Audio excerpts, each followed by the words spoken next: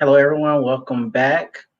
Remember to like, comment, and subscribe. And I'm very excited about this episode that we have today.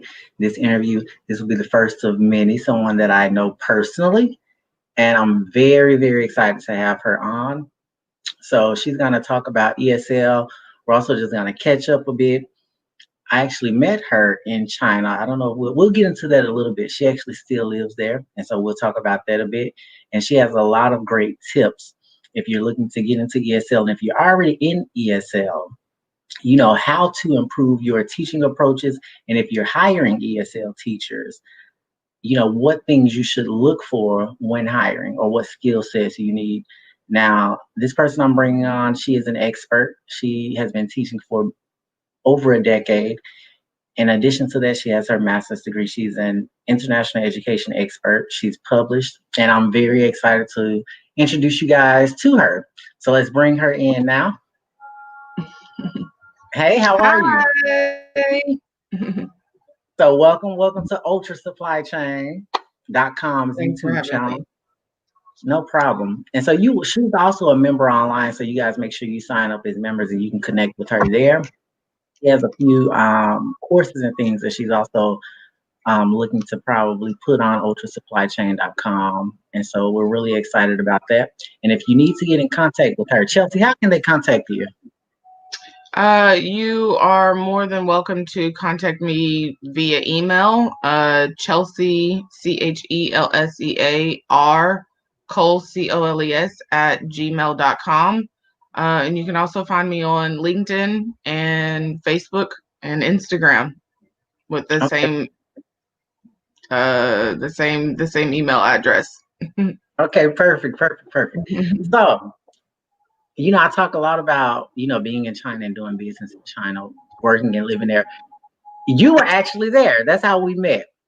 So can Right. you just talk about how long have you been in China? What made you want to move to China? And why ESL?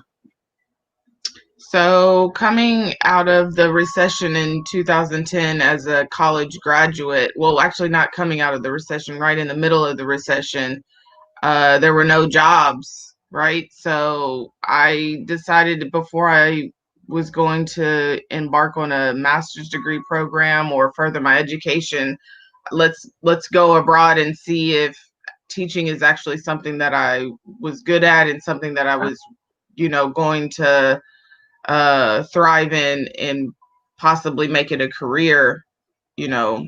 So I decided that I was going to move abroad, and I did an ESL teaching practicum course through Vanderbilt University, Oxford Seminars. I think they still have Shout that out to program. Sandy, SEC. And I met a guy in there who kept telling me, "Why are you trying to go to Thailand? You should go to China. You should go to China." And I was thinking, like, China? Well, I like Chinese food, and that was pretty much all I knew about about China. But I wanted to go to Thailand because you watch Anthony Bourdain and all of these great, Travel Channel episodes of how beautiful Thailand is and the weather, and so that's what I wanted to do. But he brought something to my attention that I hadn't paid attention to. And he was saying, like, okay, well, if you want to pay off your student loan debt, you need to go to a country where the cost of living is low, but the salary is high. And so Mhm. that was, kind of changed my perspective on how I was looking for countries to go to. And of course, every time you type in, you know, um, countries that give ESL teachers high salary and the cost of living is low is always China. And then also back in 2011, the market was just saturated with universities and schools looking for ESL teachers. So yeah, so I just decided to apply to a bunch of schools, and I think within maybe 10 or 12 hours, I applied, and I woke up the next morning and I had like 4 or 5 emails from schools asking for interviews. And I was like, "Oh my God, it's real." Yeah, and um, I always talk about that. And I know me and you've had many conversations privately about the speed of operation in China. And that really mhm, speaks to one I always say it speaks to their economy, right? And yes. so Mhm. you mentioned in a matter of what did you say, 7 hours or 12 hours or something like that? You had Yeah. interviews ready to be scheduled. Now, to give people perspective, after you had some of those interviews, how fast, were you made offers? So that interview that for the position that I took was Right. that, yeah, it was like two separate interviews within one phone conversation. Uh-huh. And then they said, okay, well, how soon can you come to China? And I was just like, I don't know how soon. Like, I just said a month, like I could be there in a month. Um, Mhm. and they said, okay, well, we'll set everything up and start preparing your documents to get your visa, and we'll give you your contract and you sign. And I mean, everything, I mean, it happened really fast. I think I applied on August 1st and I was in China September 1st, 2011. Mhm. Yeah. Wow. Talk about lightning speed. Okay. And I mean, if it wouldn't have been for, for the visas and all these other things, that move a little bit slower, right? Because you got to send your passport off and things like that. I'm sure if you didn't have to deal with any of that, I mean, people would fly over a week or two later. And Mhm. Right. yeah, yeah. So it was really, really fast. It was a whirlwind of emotions and really excited, really anxious, scared, just kind of embarking on this journey into the unknown. And yeah, so when I got to China, I yeah, I moved through it okay, but it could have been a bit better. I realized that my mind was not as prepared or not as open as it should have been, maybe for the experience. But I was 22, so I didn't really know too much. Mhm. And uh, yeah, so I started in the classroom. I remember they gave me some books and said be to class tomorrow at 8 a.m. And I was like, is there like training? And they were like, you did your teaching practicum, didn't you? I was like, yeah. And they were like, apply the things that you learned in your practicum in the classroom. And I was like, okay. And yeah, so I think I spent like the whole night planning this one lesson, right? So it could be absolutely perfect. And yeah, walking into the classroom for the first time was, yeah, it was terrifying, because I didn't want them to know that I didn't know what I was doing. um, but I had a lot of tools under my belt, and I would encourage anybody who's interested in joining ESL to do an in-class teaching practicum. Don't do the one that's online, because when Mhm. you're in the classroom and you're doing the practicum, it actually allows you to get up and teach in front of your peers, and your peers are responsible for critiquing you and helping you get better. And I think just having that level, that pressure, that okay, at the end of this, in order to pass this course, I need to teach an effective class, an ESL class. I think it kind of gets you into this mode of understanding how important it is to develop a coherent and cohesive lesson plan, making sure that it's scaffolded properly for your learners of whatever age it is that you're teaching. And so, for And the people who are not in education, can you explain what is that scaffolding that you're mentioning? scaffolding is just basically meaning that there should be steps And in I think your this is lesson very plan. important also for people who are, so much remote learning is going on. And so I think it's also if people have children that are learning and they need to create lesson plans or they need to, create some type of system, I think this would be great advice too.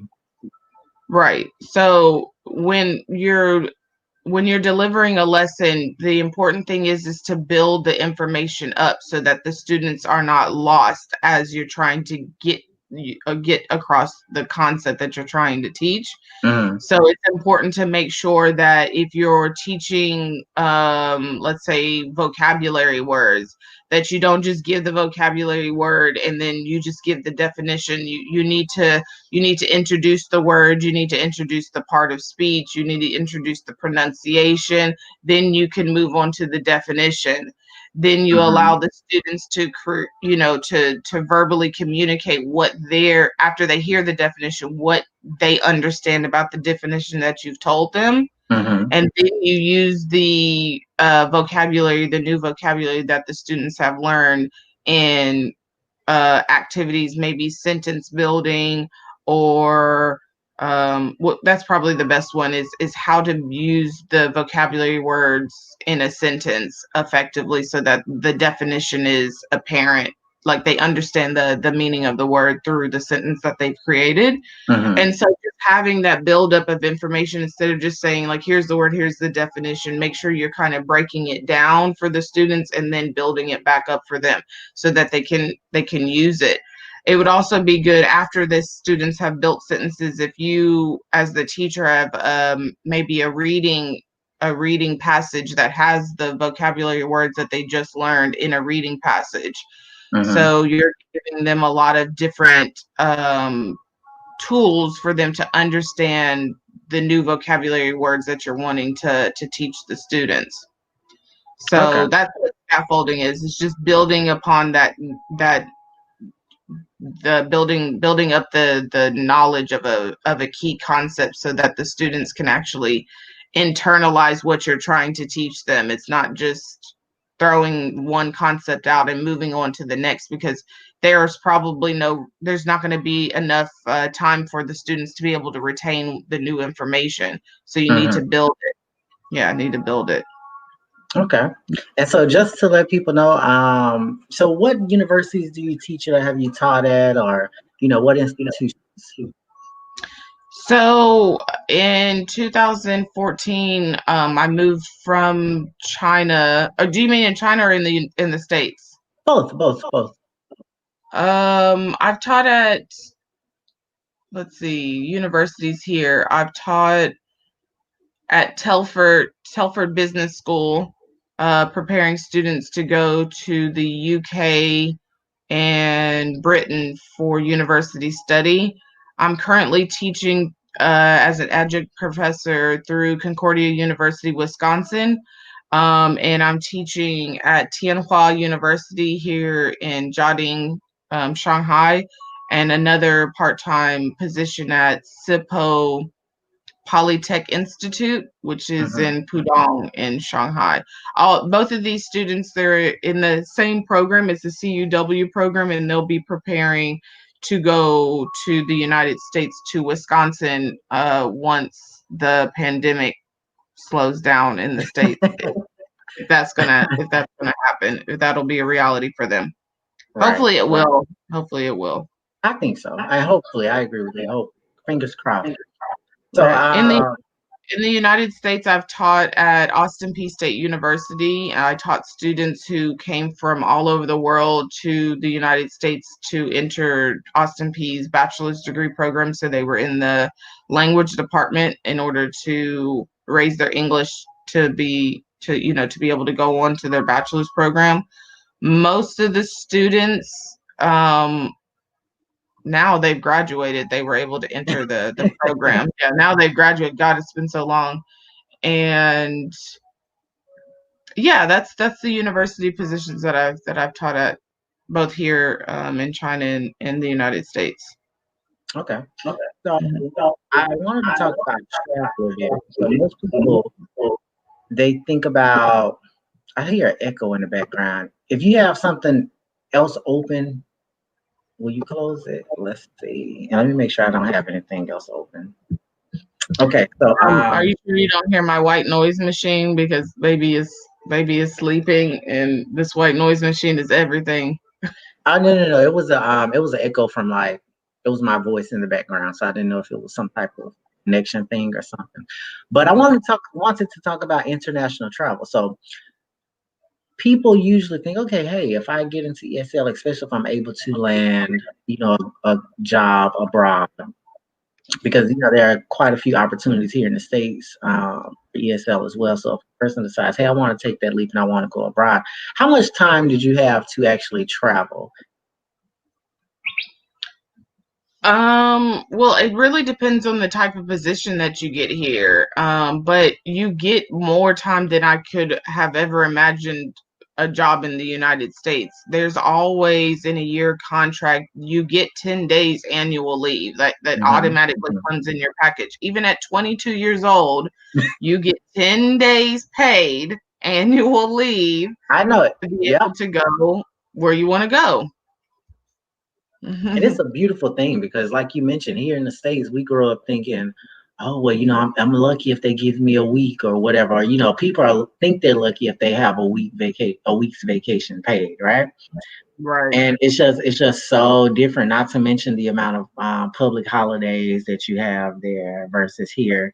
And one thing I like about Chinese public holidays is they like to put them together so you'll have multiple days off. So I like those types of breaks. Um, so what have been your favorite travel destinations so far in China and outside of China?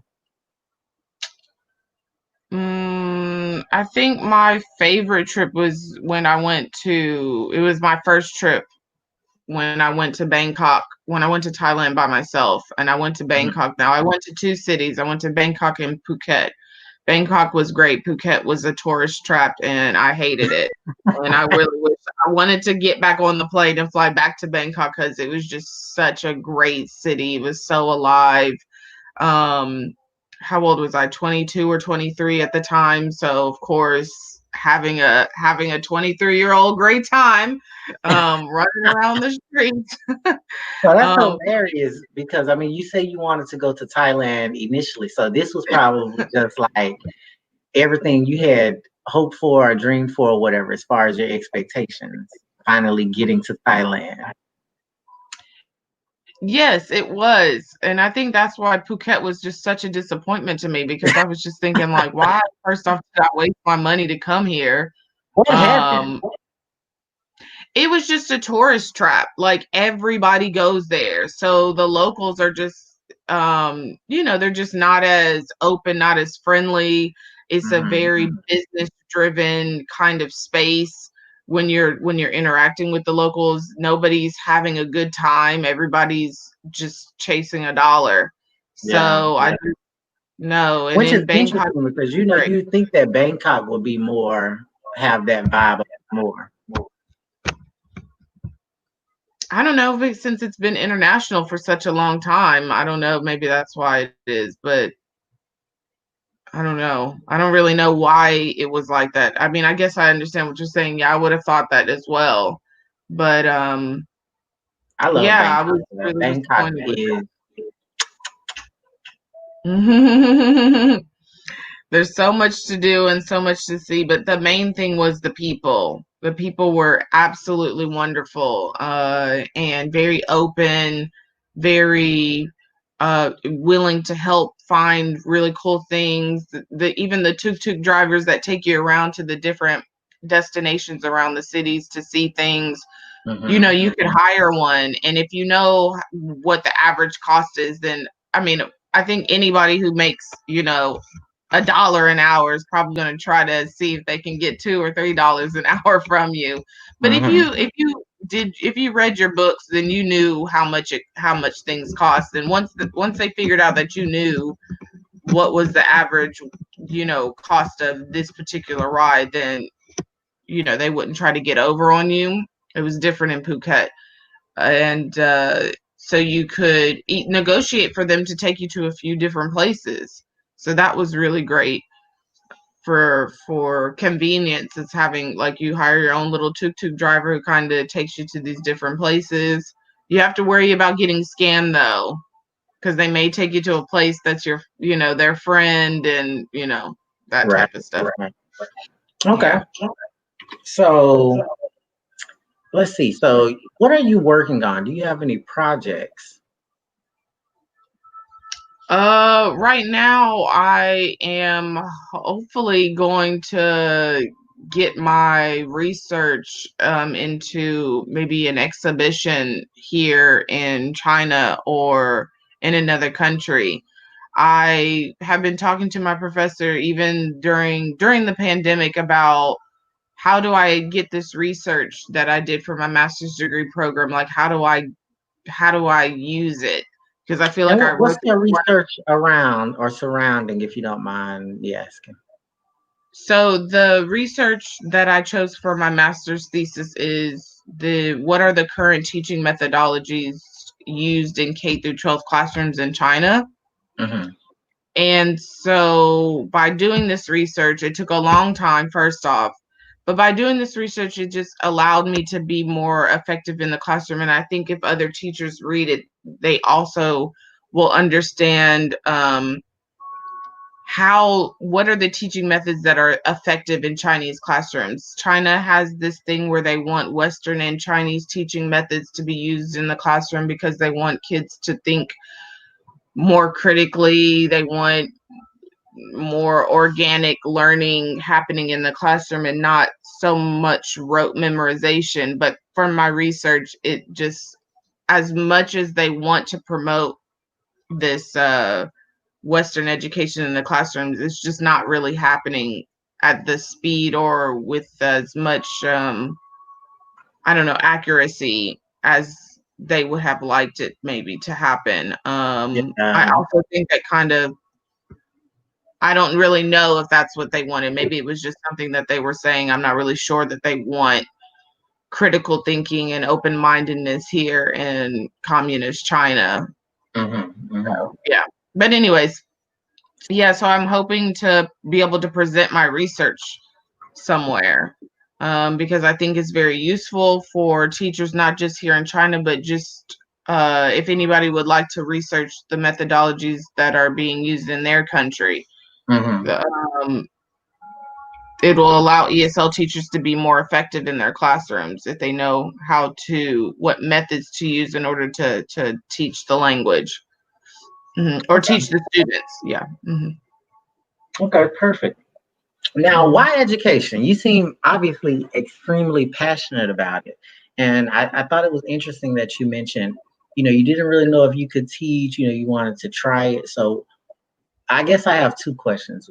What was that moment where you knew, okay, this is it, this is my thing? And where do you think that passion comes from? When I was a young girl, I always wanted to be a teacher. My first career choice was I was going to be a teacher. I was going to be a special education teacher for the hearing impaired. So I Hmm. taught myself sign language. Like I only learned the alphabet or whatever, but still, it was still good enough, you know. And yeah, Look, I bet you were running around the house doing everything, right? You was like, look at what I can do. yeah. Um, yeah. So, and I don't really know where that dream went. I don't know when that dream just kind of dissipated, but I joined the education department in my university for my bachelor's degree. And they kept putting me in elementary school classrooms to do my observations, and I was like, I don't want to be in these classrooms. And yeah, they wouldn't move me into other like middle school or high school, classrooms to see if those were going to be like my focus for the education program. And so I Hmm. ended up leaving the education program, which hindsight 2020, I really wish I would have stayed because my teaching degree would have allowed me to make more money. But Uh, regardless, so yeah, that was kind of why I decided to embark on teaching. It was something that I've always wanted to do. And language teaching was just something for me to get in front of a classroom. Now, my bachelor's degree is in history and a minor in African American studies. mhm, So the reason to go to China was to see if I could be a teacher, not so much a language teacher, but just a teacher. Can I stand in front of a classroom and deliver information to individuals, and then have to be able to assess these students to actually see, did I teach them something? mhm, So that was like the initial goal. Um, and I think the moment I realized that I really loved teaching, I think there was two distinct moments.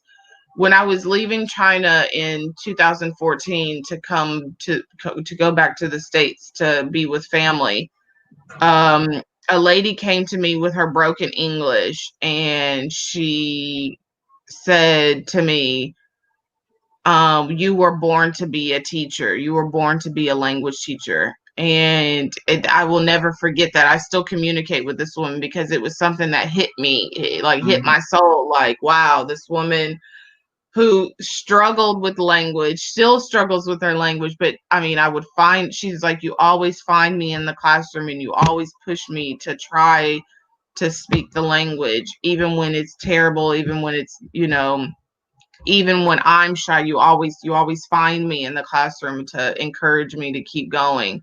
And and then she was like, you were born to do this. And I was like, I mean, I bursted into tears and I was like, oh my God, and it's great when you hear how you affect people, right?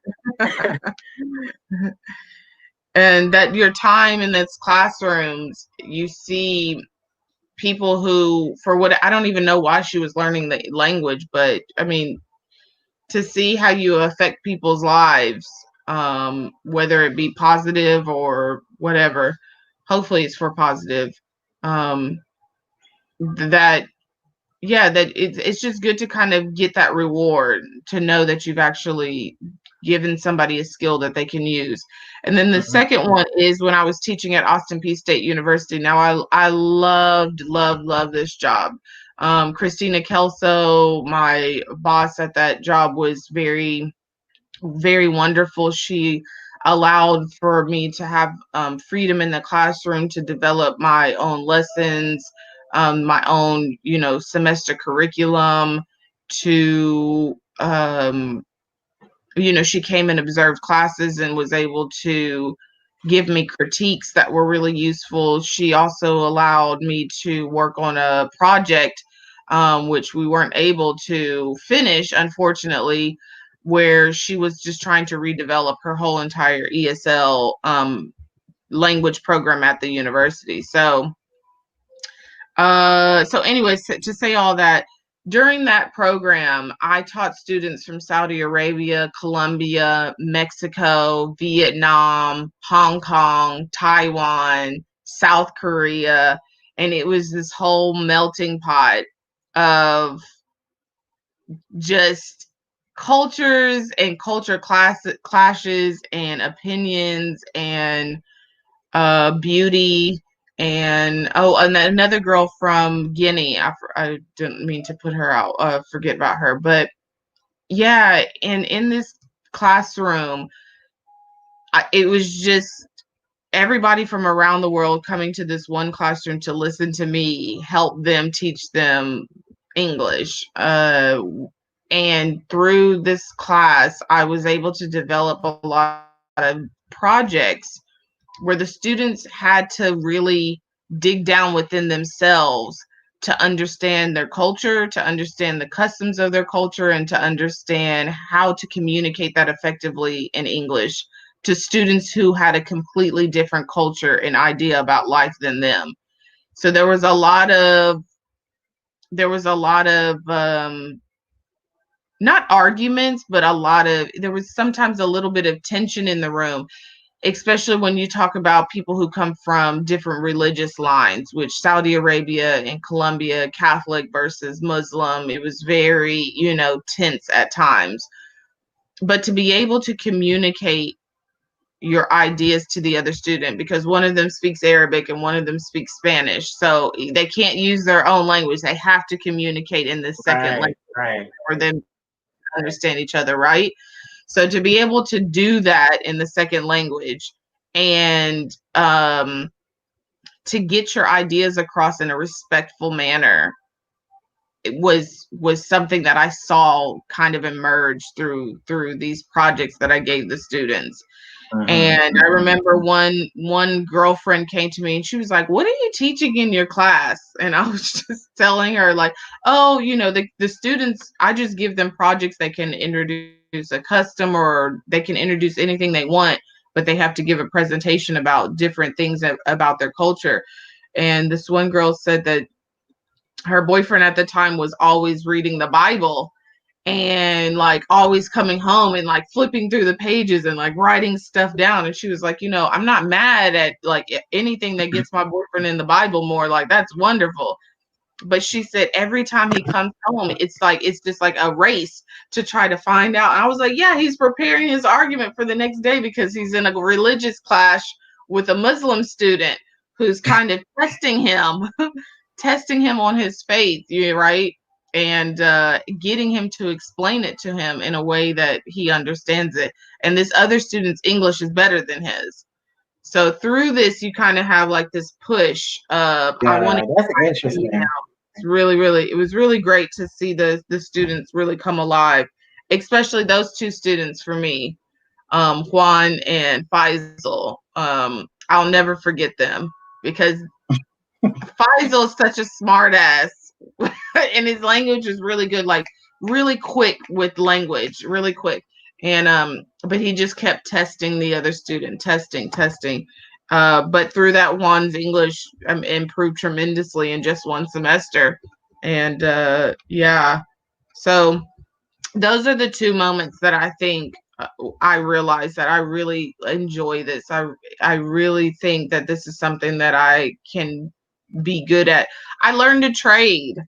I learned to Hmm. trade and I stuck with the trade. And I feel that the ESL world has a lot of jobs, which is great. I don't have to like worry, oh my gosh, where am I going to be able to find a job anywhere? No, there's plenty of people around the world that want to learn English. So it's a really great trade to learn, regardless of what your background in whatever your educational background is. If you stick with it, you'll become good at it. Right, You'll right. get good at it. Yeah, And and you so, got to. Mm-hmm. that brings me to my to another question, because sometimes people think if I speak English or because I'm a native speaker, I can teach. But you're saying, it does take training. There are methodologies and techniques, that one must understand. And so, do you train teachers as well?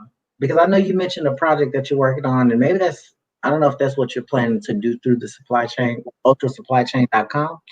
But would you be interested in training teachers, or do you do any of that type of work currently?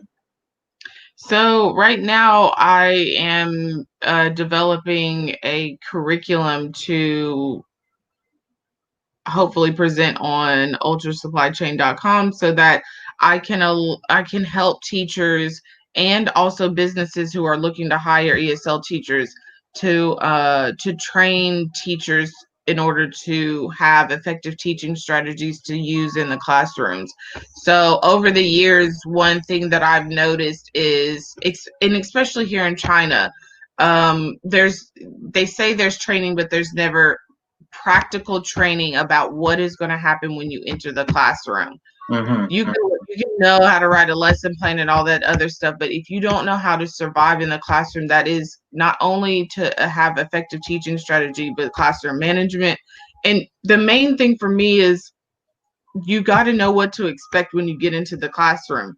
Too many times I see teachers, like I'm mentoring a young woman now who is in a classroom with 2.5-year-olds, and she's trying to teach them, and I'm like, they're 2.5.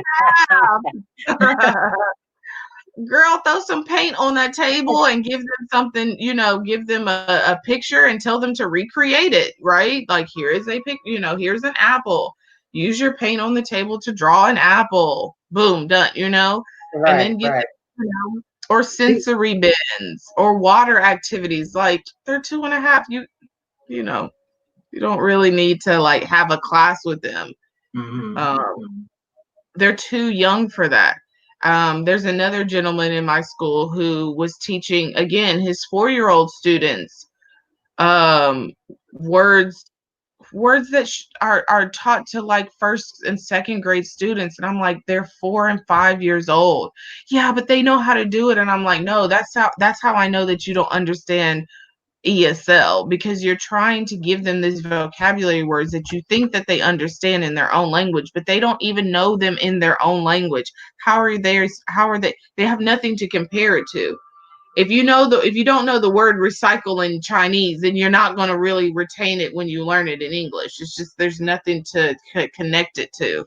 Mm-hmm. So I mean, after talking to this person over and over again, they were hard headed. They didn't want to listen, but slowly they started to get it. It took them a little while to understand what I was saying, but slowly they had to bring the level down. And so these are things that are missing from teacher training programs in schools. And I feel like it's not just in China, it's a global issue. Mm-hmm. How do you support struggling students without taking away from the entire class as a whole? These are things that you have to know how to manage as a teacher, and nobody talks about those things. You have to learn how, when students are having anxiety about learning the language, how do you push them without pushing them over the edge to where they just shut down and they don't want to learn the language anymore. You have to learn how to ride that line so that you don't tip somebody over the edge to where it kind of ruins um their passion for wanting to learn the language. And that's not just with children, that's with young adults as well. I'm in a classroom right now with a university student who does not want to talk, and I keep telling her, like, you cannot pass my class if you don't talk. And so she was very upset and left the classroom the other day. So I through think this I think that's experience, a brilliant example because people don't expect that you will get into classrooms, and sometimes a student, depending on what grade they're in, they're not always there by their choice, right? And they have that attitude or whatever. So I think that's one of those situations that's really interesting. How do you or if a person has never taught, they don't expect that you'll have a student that's simply always on the or on the defensive, and how do you as a teacher work through that? Now I'm glad you're passionate teacher, because some people may have just said, okay, well, forget it, she's gonna fail and move on, but what right. were you thinking? So for me, I have learned over the years to not push the student. When they've got to that point, I have to back off because they're so angry, and also they have a lot of anxiety and probably a bit of shame, especially given Chinese culture. A bit of shame that they cannot produce the language, or so they think they can't. Now, I've heard this young woman talk, so I know that she knows something. And so, one thing that I know I have to do is to kind of back off and to allow her to come to me now.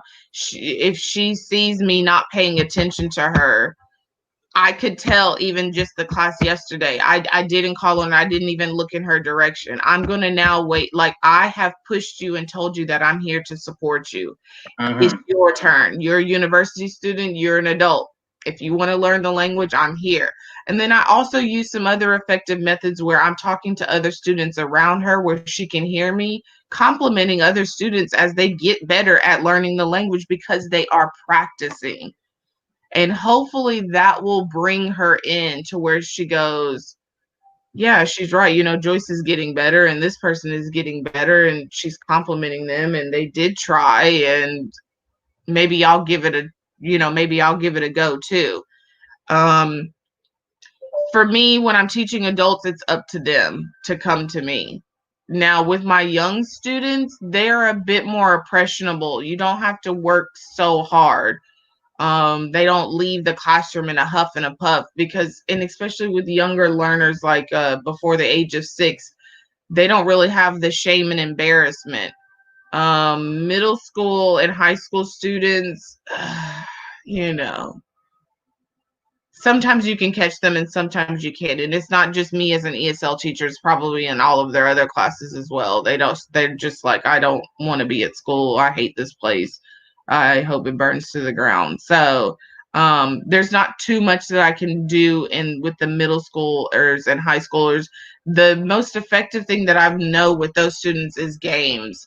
Any games that allow students to be able to get up from the monotonous, like, teacher center classrooms. That's the methodology that I use with middle school and high school students. It's mostly student centered, and it's mostly about student production. They need to be the ones producing the language. A lot of group work, a lot of plays and dramas, a lot of comedies, a lot of skits, a lot of role plays. These things where the students have to work together to develop some type of interesting program usually gets the students up in, they're using reading, writing, speaking, and listening in order to create these different variations or these different assignments. So that's how I deal with the middle school and high school students. So each level has different ways that you can kind of approach uh, if students have anxiety about learning, or if students get angry or have any shame about learning the language. Each one has a different way of kind of dealing with it. But again, the university students, you're in university, you're supposed to study. So Right, I'll, right, right. you know, if you, and I just kept it simple. Like, if you don't, my class is very not easy to pass, but especially for language students, if you produce language, you will pass Right. the course. You right? Like, that's what I need you to do. I need you to be able to communicate with me. That's it's a Mm-hmm. language class. If you can communicate with me and if you can understand me, if communication has happened, more than likely you're going to pass the course. Just try. That's what I tell them all the time. Just try. You'll be surprised at what you actually can do. You guys have been learning language since you started school. That's the other thing here in China, right? They've been studying English since grade school. So you've Right. learned something in 13 years of studying English. You have Mm-hmm. something. Yeah. For sure. For sure. Okay. So I think we're gonna begin to wrap it up. Once again, make sure you like, comment, and subscribe. And Chelsea, Mm. tell me one more time, where can they find you if they want to find you outside of ultrasupplychain.com? So you're able to find me through my email, chelsearcoles@gmail.com. You can also use that hook for my Facebook page, my Instagram, and you can also find me on LinkedIn. All right, perfect, perfect. Well, this was great. I hopefully this will be the first of many, and I know people are excited. I've already posted in a few groups, like ESL groups and things like that. So, congratulations and thank you for coming on. Thank you for coming on. Thanks for having me. All right, have a great night, Chelsea. You as well. So yes, I hope you guys enjoyed that. Remember, like, comment, and subscribe, and definitely join as a member on ultrasupplychain.com so you can find amazing business opportunities, investment opportunities, as well as connect with the people that you see here, as well as other entrepreneurs who are doing all sorts of things. You know, this is a community for you and for people like us. So, make sure you join and get started. All right. So, have a great night, and I am ending here. Peace.